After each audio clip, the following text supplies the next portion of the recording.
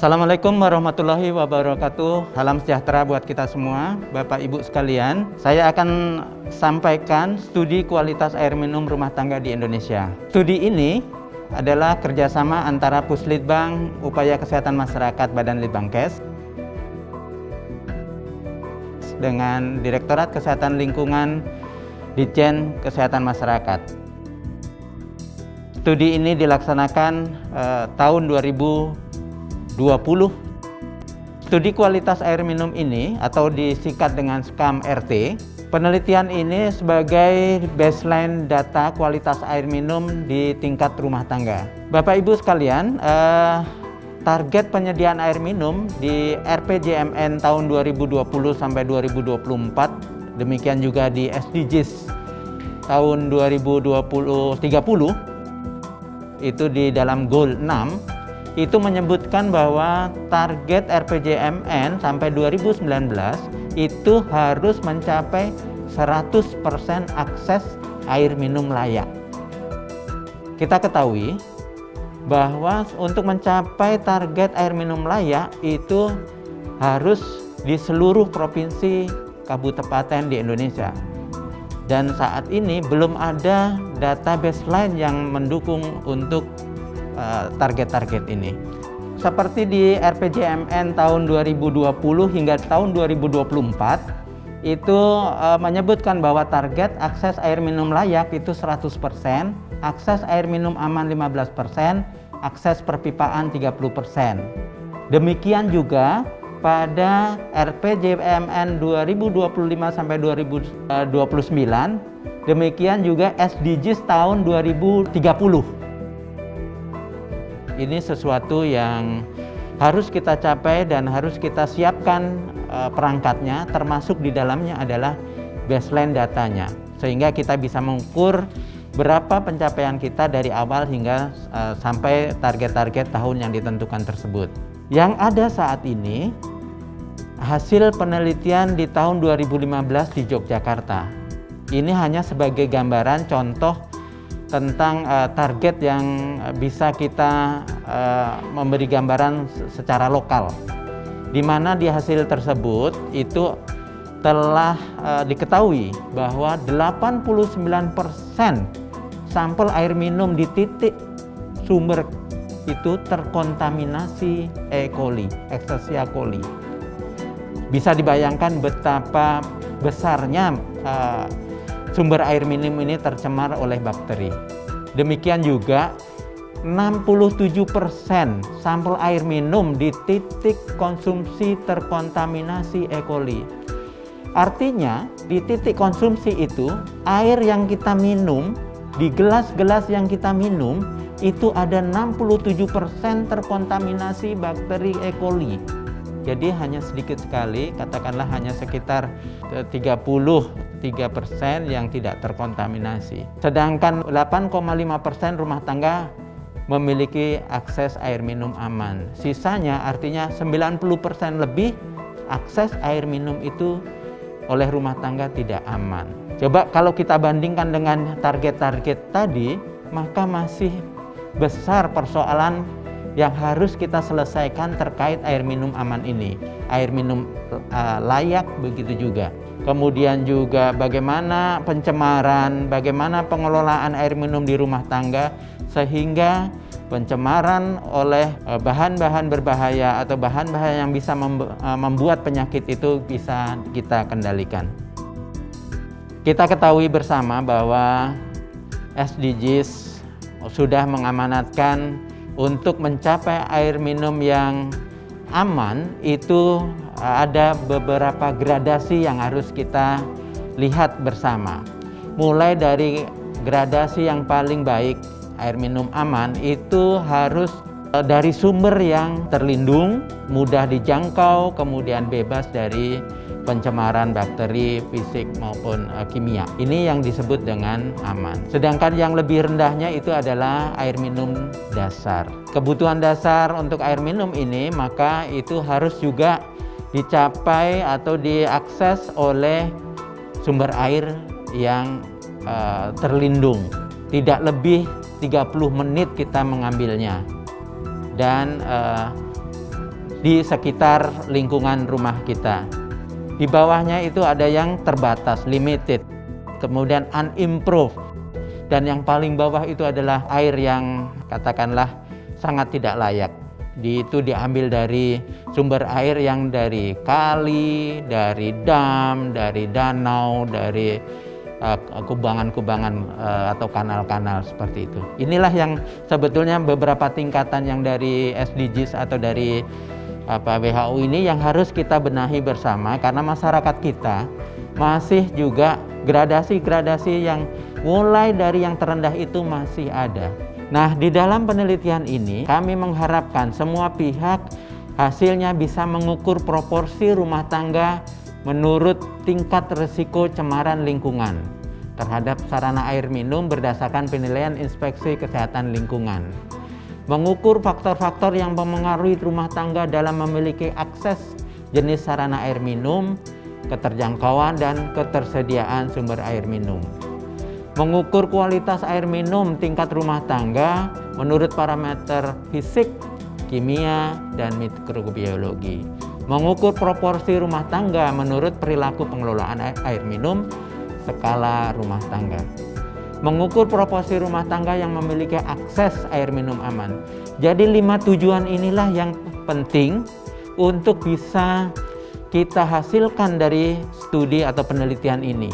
Tentu saja untuk mencapai 5 tujuan ini ada metode-metode yang harus kita jalankan, ada prinsip-prinsip yang harus kita sepakati, ada cara-cara kerja yang harus kita lakukan bersama.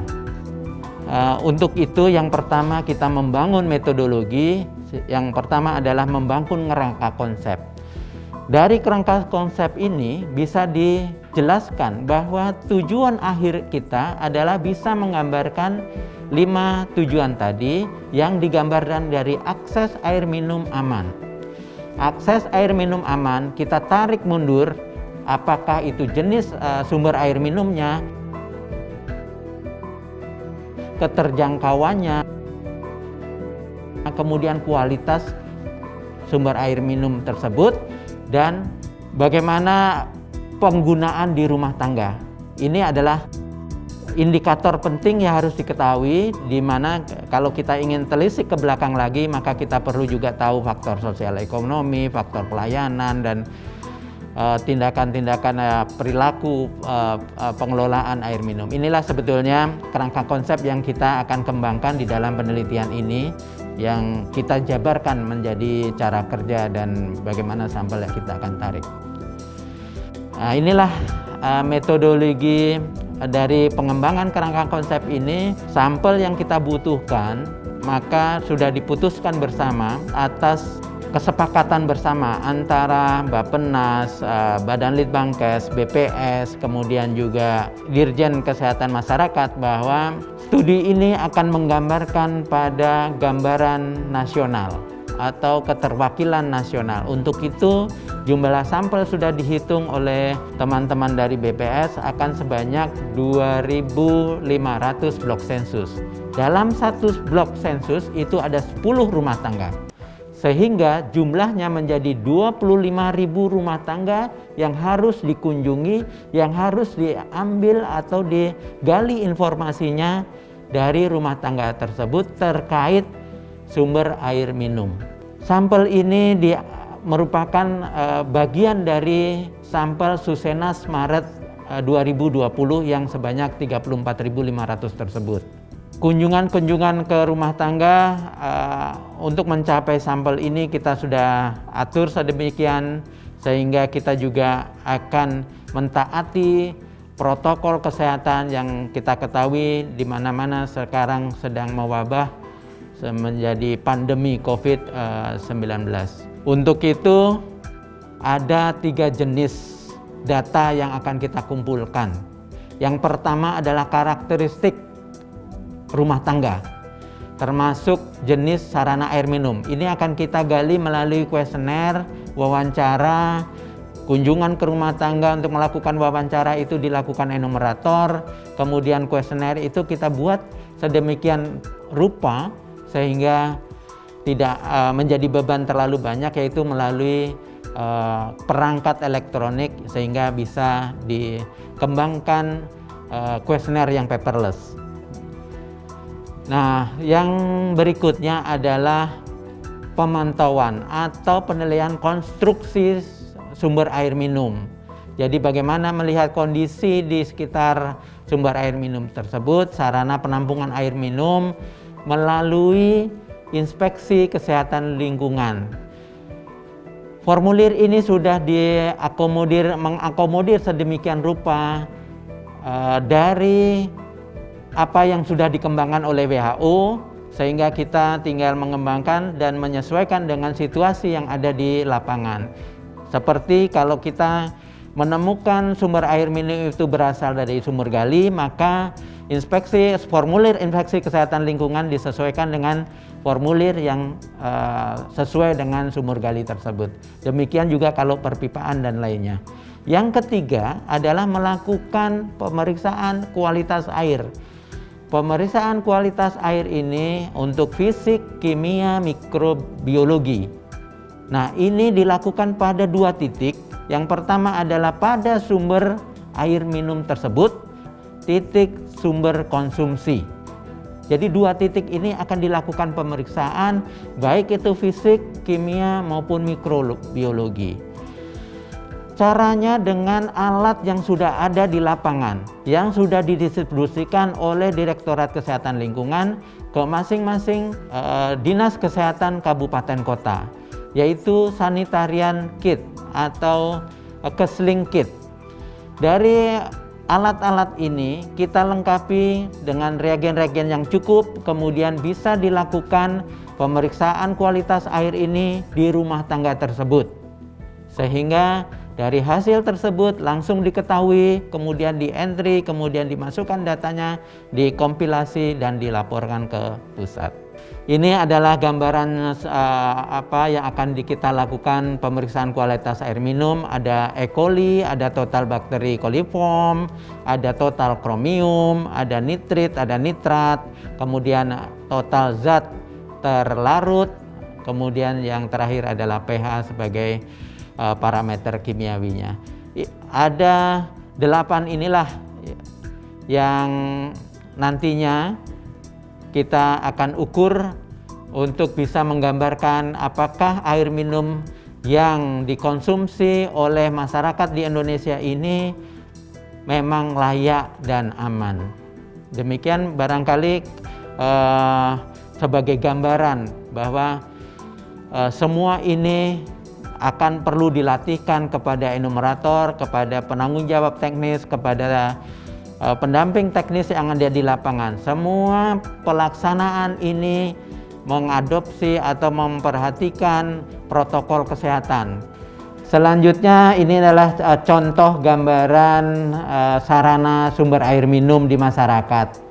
Sebelah kiri terlihat pada sumur gali dengan timba, di tengah itu gambar sumur gali dengan mesin, yang sebelah kanan ada dari sumber air kemudian ditampung.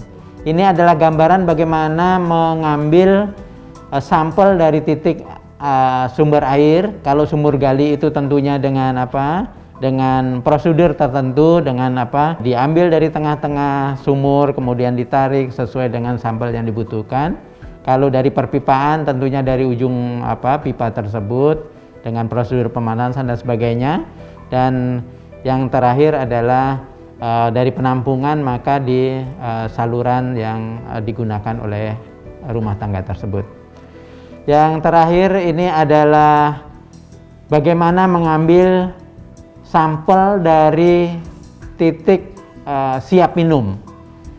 Kita tahu di masyarakat itu untuk menyimpan air siap minum, ada yang diceret, ada yang di teko, ada yang di penampungan tertentu, misalnya baskom dan sebagainya. Tetapi yang akan kita ambil adalah dari gelas yang siap minum. Inilah sampel air yang nanti kita uji kualitas airnya untuk uji fisik, uji kimia, uji mikrobiologi. Demikian barangkali yang bisa saya sampaikan. Mudah-mudahan semua tim yang terlibat dalam penelitian ini semua sehat, ke lapangan juga bisa bekerja dengan maksimal, kemudian mendapatkan informasi data yang kita bisa olah guna perencanaan perbaikan kualitas air minum kita semua, sehingga derajat kesehatan masyarakat kita bisa terjaga dan sehat. Demikian Bapak Ibu semua, mudah-mudahan apa yang kita kerjakan menjadi amal ibadah Bapak Ibu semua. Wabillahi taufiq wal hidayah. Wassalamualaikum warahmatullahi wabarakatuh.